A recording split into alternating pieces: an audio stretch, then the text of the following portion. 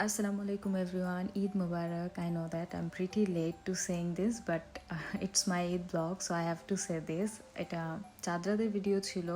আমি ওই দিন অনেক কাজ করেছিলাম, আমার একদমই ইচ্ছে করতেছিল না মেহেদি দিতে, সো নাহিদি দিয়ে দিয়েছিল মেহেদি এক হাতে একটু। ওর এটা ফার্স্ট টাইম ছিল, বাট ও অনেক ভালো আর্ট করেছে। আমরা আগে খাওয়া দাওয়া করে নিয়েছিলাম। একদমই জাজ করো না প্লিজ, আমি একদমই রান্না ভালো পারি না। আমি জাস্ট চেষ্টা করি রান্না করার, কারণ জাপানে কেউ নাই রান্না করে দেওয়ার। এবারের ঈদটা আমার জন্য একটু হ্যাপিলি স্যাড টাইপের সিচুয়েশন ছিল, কারণ এটা আমার জীবনের প্রথম ঈদ ছিল আমার হাজব্যান্ডের সাথে, সো আমি একটু হ্যাপি ছিলাম। অ্যান্ড স্যাড এজন্য ছিলাম কারণ এটা আমার জীবনের প্রথম ঈদ যখন আমি আমার বাবা মা আমার পরিবার ছাড়া আমি একটা বাহিরের কান্ট্রিতে একা ঈদ করতেছি। সো খুব খারাপ লাগতেছিল, বাট আমি একটু মনে মনে খুশিও ছিলাম যে এটা আমার হাজব্যান্ডের সাথে আমার ফার্স্ট ঈদ। আমরা সকাল সকাল প্রথমে জামাতের জন্য বের হয়ে গিয়েছিলাম, নামাজ পড়ে দেন আমরা আবার স্টেশনে চলে এসেছি। এখানে নাহিদ আমাকে খুশি করানোর জন্য বোবা ড্রিঙ্কস বা গংচা কিনে দিচ্ছিল, অ্যান্ড আমি ওকে চিকেন উইংস কিনে দিয়েছিলাম।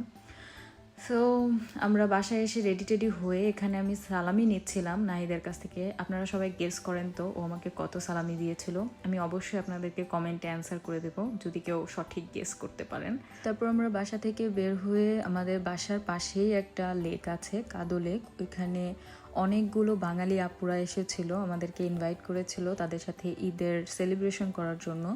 তো আমরা ওইখানেই চলে এসেছি। লেকটা এত সুন্দর, কিছু কিছু জায়গা দেখে এমন ফিল হচ্ছিল যেন আমি সেন্ট মার্টিনে চলে আসছি। সো হেয়ার দে আর, অনেক সুইট ছিল তারা সবাই, এত মজার মজার ফুড রেডি করে নিয়ে আসছিল বাসা থেকে। আমার একদমই ফিল হচ্ছিল না যে আমি জাপানে আছি। কিছুক্ষণের জন্য এরকম ফিল হচ্ছিল যেন আমি বাংলাদেশেই বসে বসে ঈদ করতেছি। তারা সবাই বাঙালি ফুড রেডি করে নিয়ে আসছিল।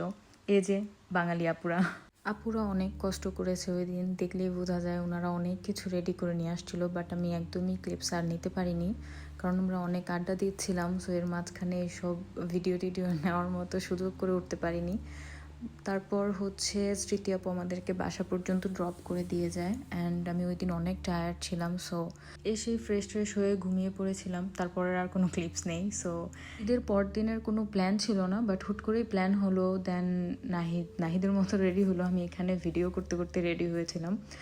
সো অনেক মেকআপ দিয়ে সুন্দর করে চেষ্টা করেছিলাম রেডি হওয়ার, অ্যান্ড আমি জানি না কতটুকু ভালো লাগতেছিল, বাট রেডি হয়েছিলাম। বাসা থেকে বের হওয়ার পরে নাহিদের অনেক পরিমাণ আইসক্রিমের ক্রেভিং উঠতেছিল। সো সে আইসক্রিম কিনে আইসক্রিম খায়, অথচ এর আগের দিন রাতেই তার জ্বর ছিল।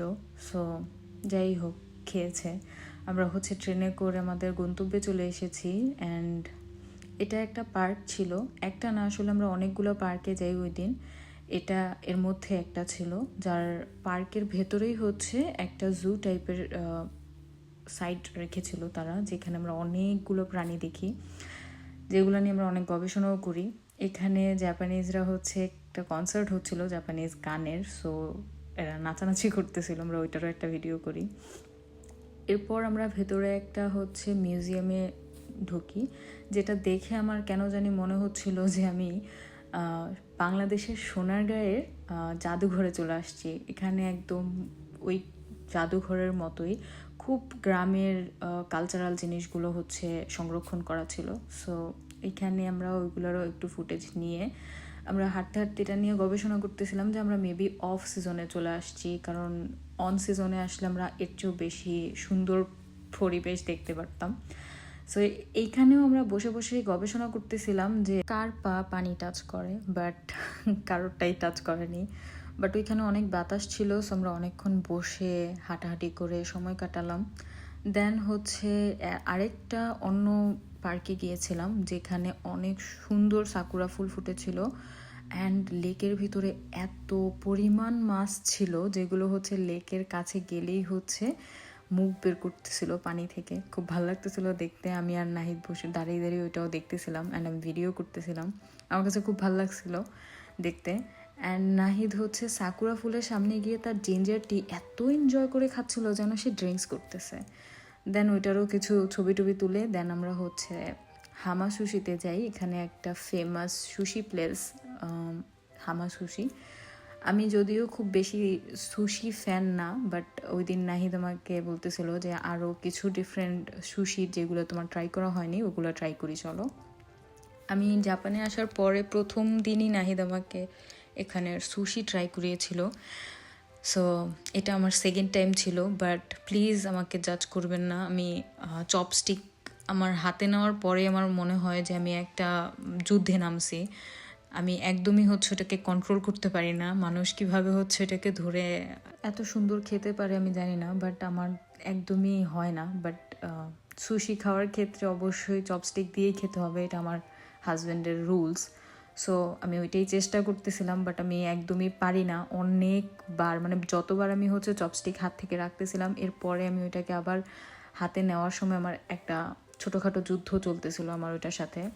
ঈদের 2টা দিন কিভাবে চলে গেল চোখের পলকে বুঝতেই পারলাম না, বাট আলহামদুলিল্লাহ অনেক ভালো কেটেছে। আশা করি আপনাদেরও অনেক ভালো কেটেছে।